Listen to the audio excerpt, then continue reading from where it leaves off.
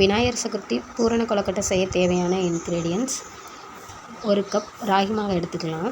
அதில் நல்லா கொதிக்கிற தண்ணியை கொஞ்சம் கொஞ்சமாக ஆட் பண்ணி நல்லா ஒரு சப்பாத்தி மாவு கன்சிஸ்டன்சியோட, சப்பாத்தி மாவோட கொஞ்சம் நிலன்னு கன்சிஸ்டன்சியில் வந்து நல்லா பிசைஞ்சு எடுத்துக்கலாம். அதுக்கப்புறம் ஒரு கடாயில் 1 கப் வெல்லத்தை ஆட் பண்ணி அதில் கொஞ்சம் வாட்டர் மட்டும் ஆட் பண்ணி நல்லா மிக்ஸ் பண்ணிகிட்டே இருக்கலாம். மிக்ஸ் பண்ணி நல்லா ஒரு கம்பி பதம் வர அளவு நல்லா மிக்ஸ் பண்ணிக்கலாம்.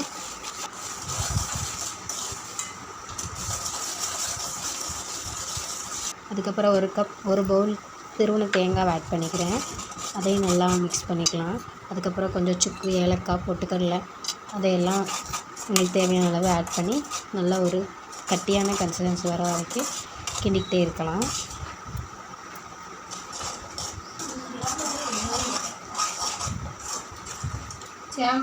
இது கொஞ்சம் ஆறட்டும். அதுக்கப்புறம் கொஞ்சம் ஒரு வாழை இலை எடுத்துக்கிறேன்.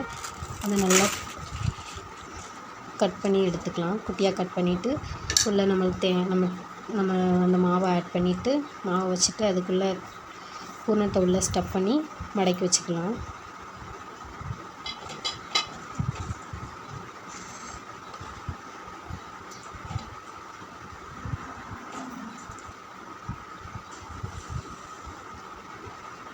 இந்த மாதிரி எல்லாத்தையும் எடுத்து வச்சு ஒரு இட்லி பாத்திரத்தில் 10 நிமிஷம் நல்லா ஆவியில் வச்சு எடுத்துக்கலாம்.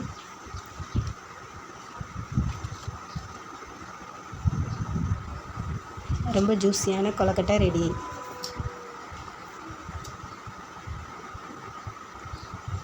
ட்ரை பண்ணி பாருங்கள்.